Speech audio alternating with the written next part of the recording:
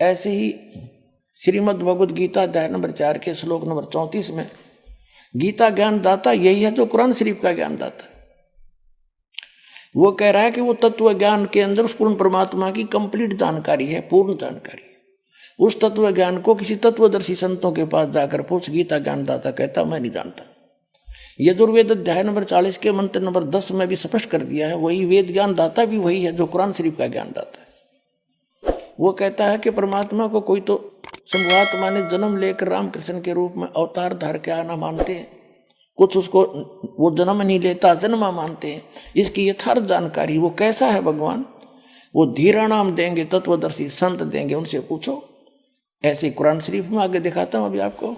तो वो तत्वदर्शी संत, वो तत्व ज्ञान वो परमात्मा ही बता कर जाता है या फिर अपना नबी भेजता है। वो नबी ये दास है, अंतिम नबी, अंतिम पैगंबर, अंतिम उस परमात्मा का भेजा हुआ उनका दास, और पूरे विश्व का कल्याण होगा, मान जाएंगे दास की बात।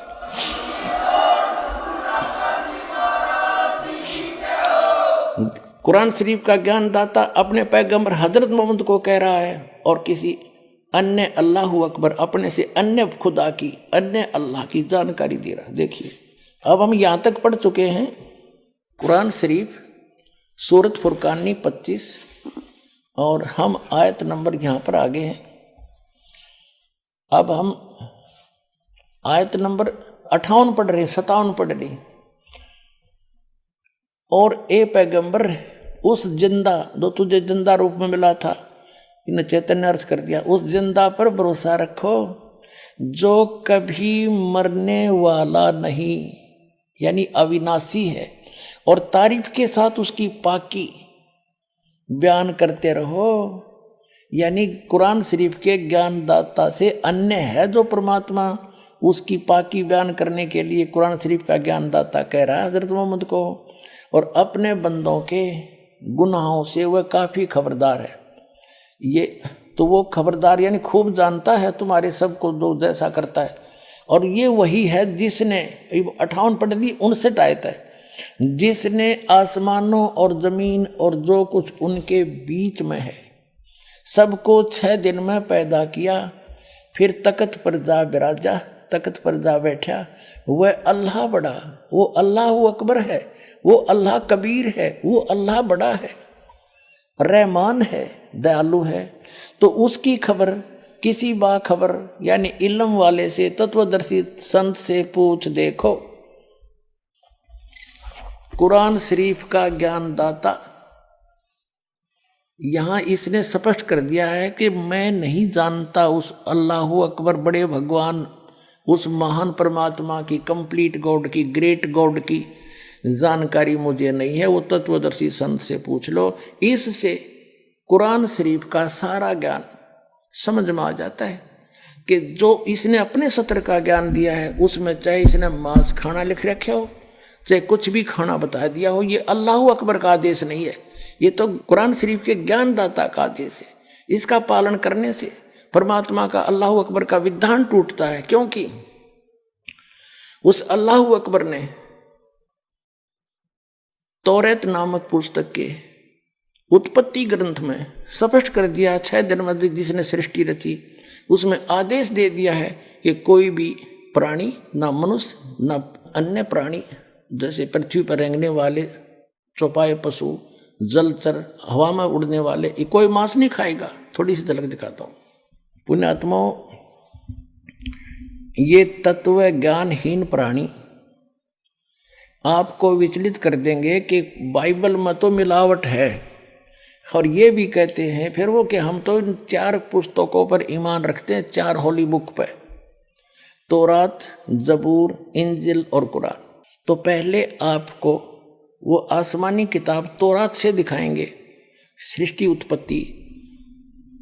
ये देखिएगा, ये आसमानी किताबें ये इकट्ठी जल्द की गई हैं, तौरेत, जबूर, इंजिल।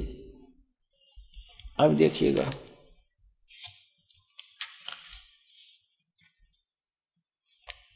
और ये यहां से छपी है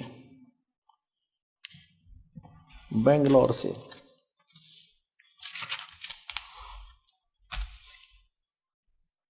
ये आसमानी किताब तौरात, जबूर angel Urdu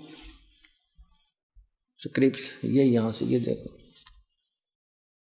copyright notice published by BSI 206 Mahatma Gandhi road Bangalore से, प्रिंटर्स प्राइवेट लिमिटेड बेंगलोर 94 की।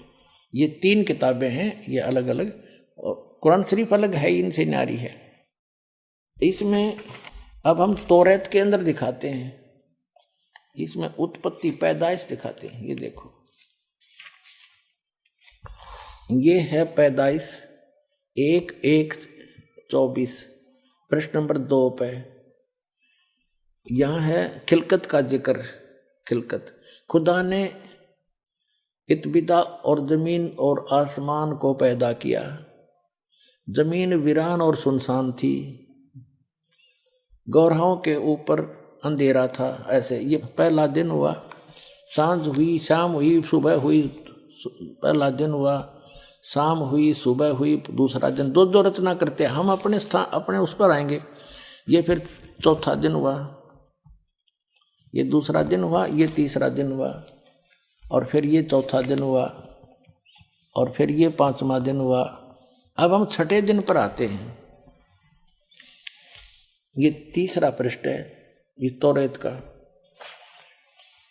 अब 26 में कहा कि फिर खुदा ने कहा हम इंसान को, यानी 5 दिन में जो सृष्टि रची वो कर दी। छठे दिन फिर खुदा ने कहा कि हम इंसान को अपनी सूरत पर अपनी सभी की मानिद बनाएं, और वे समुद्र की मछलियों और आसमान के परिंदों और चौपायों और तमाम जमीन पर और सब जानवरों पर जो जमीन पर रेंगते इख्तियार रखे, उनसे समझदार हो। खाना नहीं लिखा है इसमें, आगे देखो। और खुदा ने इंसान को अपनी सूरत पर पैदा किया, अपने जैसा उत्पन्न किया, जैसा खुदा है। मनुष्य भी, खुदा भी मनुष्य जैसा हुआ। खुदा की सूरत पर उसको पैदा किया, नर और नारी करके उसने उनको पैदा किया।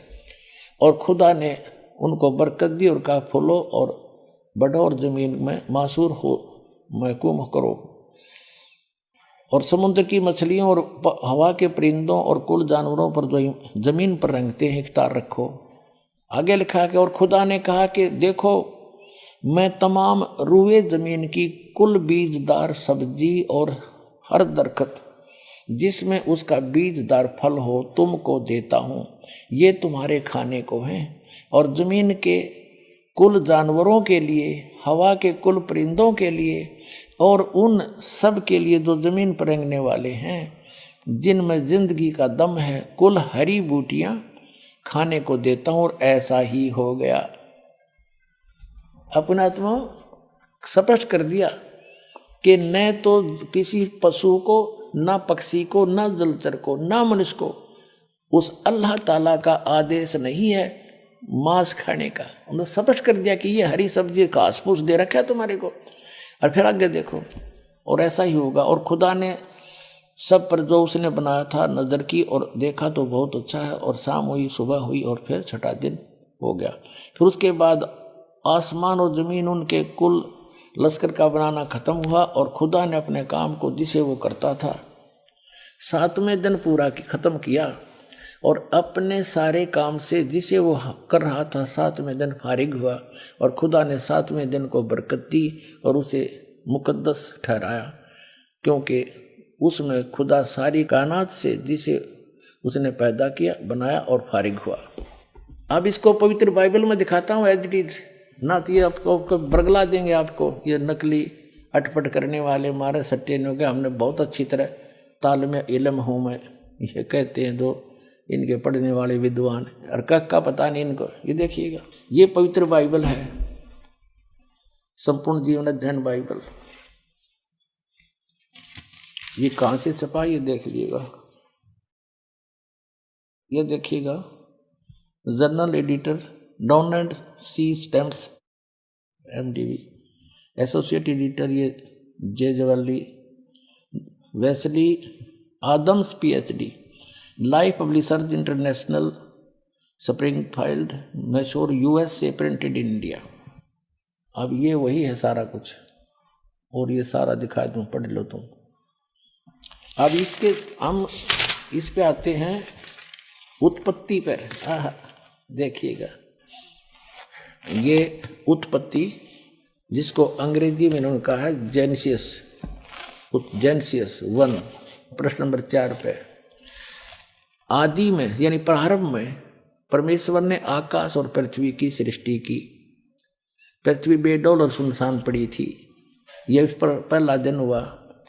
फिर परमेश्वर ने जो कहा, जल के बीच एक ऐसा अंतर हो कि जल 2 भाग हो जाए। सारा कुछ क्या, सांझ हुई भोर हुई, फिर दूसरा दिन हो गया। फिर सांझ हुई भोर हुई, तीसरा दिन हो गया।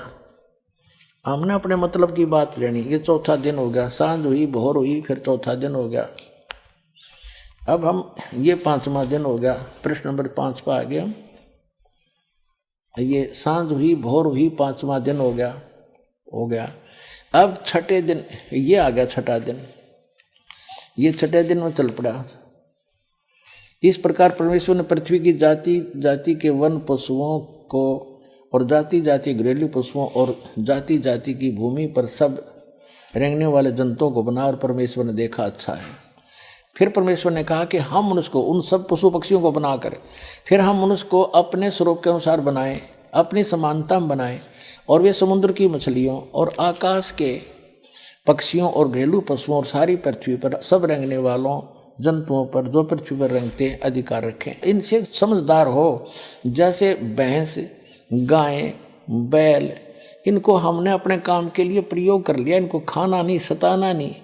इनको जैसे गाय भैंस आपने रखी, उसको पहले आप पेट भरते हो, चराते हो, उसको नहवाते हो, धोआते हो, प्यार से रखते हो, जब वो दूध देती है। तो ऐसे कहा, खाने के लिए नहीं कहा उस मालिक ने। देखो आगे, तब परमेश्वर ने कहा मनुष्य को अपने स्वरूप के अनुसार बनाए, अपनी समानता बनाए। तो भगवान फिर कैसा हुआ? फिर परमेश्वर ने कहा हम मनुष्य को अपने स्वरूप के अनुसार बनाए, अपनी समानता बनाए, और वो समुद्र की मछलियों और आकाश के पक्षियों और घरेलू पशुओं और सारी पृथ्वी पर रेंगने वाले जंतुओं पर जो पृथ्वी पर रेंगते अधिकार रखे। आगे देखो, तब परमेश्वर ने मनुष्य को अपने स्वरूप के अनुसार उत्पन्न किया। अपने ही स्वरूप के अनुसार परमेश्वर ने उसको उत्पन्न किया, नर और नारी करके उसने मनुष्यों की सृष्टि की। तो भगवान कैसा? नर आकार, मनुष्य सदृश। जैसे जिनको परमात्मा मिले, सचखंड लेकर गए, वापस छोड़ा, उन्होंने बताया हमरे ही निहार है, हमारा सृजनहार, हमारा भगवान हमारे जैसी शक्ल का है। लेकिन उसकी बॉडी, वो उस वहां जाकर के सभी का जो शरीर है इमोर्टल हो जाता है, अविनाशी शरीर मिलता है। वो मटेरियल सारा अविनाशी मटेरियल का शरीर है, और यहाँ पर ये नाशवान है ये शरीर। यहाँ जब आता है परमात्मा अपनी ओरिजिनल बॉडी से ही आता है, वो अविनाशी। वो ऐसे ही किसी माँ से जन्म नहीं लेता, सह शरीर आता है, सह शरीर चला जाता है। आपको प्रमाण दिखाएंगे। अल्लाह अकबर सह शरीर आया था, बालक रूप धारण किया, लीला करते बड़े हुए, फिर सह शरीर चले गए लाखों लोगों के सामने। अब ये स्पष्ट हो गया कि परमात्मा ने मनुष्य को अपने जैसा, अपनी सूरत में, अपने शकल के अनुसार अपने जैसा रचा। तो भगवान भी, अल्लाह भी मनुष्य जैसा है। और आगे फिर वो क्या कहता है देखो, और परमेश्वर ने कहा नर और नारी करके उनकी सृष्टि की, और परमेश्वर ने उनको आशीष दी, उनसे कहा फूलो फलो और पृथ्वी पर भर जाओ और उसको अपने वश में कर लो, और समुद्र की मछलियों तथा आकाश के पक्षियों और पृथ्वी पर रेंगने वाले जंतुओं पर अधिकार रखो। यानी उनसे, जैसे इंसान ने शेर तक को भी काबू कर लिया, हाथियों को भी बांध लिया, तो ऐसे कंट्रोल करने के लिए कहा उन्होंने। आगे देखो, फिर परमेश्वर ने उनसे कहा, यानी मनुष्यों को भी, फिर परमेश्वर ने उनसे कहा कि सुनो, जितने बीज वाले छोटे छोटे पेड़, ये मनुष्यों के लिए आदेश है, सारी पृथ्वी के ऊपर हैं, और जितने वृक्षों में बीज वाले फल हैं, वे सब मैंने तुमको दिए तुम्हारे भोजन के लिए। मनुष्य के लिए उस अल्लाह ताला का आदेश, अल्लाह अकबर, जिसने 6 दिन में सृष्टि रची, 7वें दिन तख्त पर जा बैठा, वो है अल्लाह अकबर है। वो अल्लाह कबीर है, वो कंप्लीट गॉड है, वो सर्जनहार है, वो क्रिएटर है। उस क्रिएटर का आदेश नहीं है मांस खाने का मनुष्य को, पशु पक्षियों को भी नहीं है। आगे देखो, तुम्हारे भोजन के लिए, ये तो मनुष्यों के लिए। आगे देखो, यहाँ आगे हम, और जितने पृथ्वी के पशु और आकाश के पक्षी और पृथ्वी पर रेंगने वाले जंतु हैं, जिनमें जीवन का प्राण है, उन सब के खाने के लिए मैंने सब हरे हरे छोटे पेड़ दिए और वैसा ही हो गया, यानी घास फूस है। और तब परमेश्वर ने जो कुछ बनाया था वो देखा तो क्या देखा, वह बहुत अच्छा है। तथा सांझ हुई फिर भोर हुआ, इस प्रकार ये 6वां दिन हो गया। अब 7वां दिन यूं आकाश और पृथ्वी और उनकी सारी सेना का बनाना समाप्त हो गया। और परमेश्वर ने अपना काम जिसे वह करता था 7वें दिन समाप्त किया। और उसने अपने किए हुए सारे काम से 7वें दिन विश्राम किया। और परमेश्वर ने 7वें दिन को आशीष दी और पवित्र ठहराया, क्योंकि उसमें उसने सृष्टि की रचना के अपने सारे काम से विश्राम लिया। ठीक।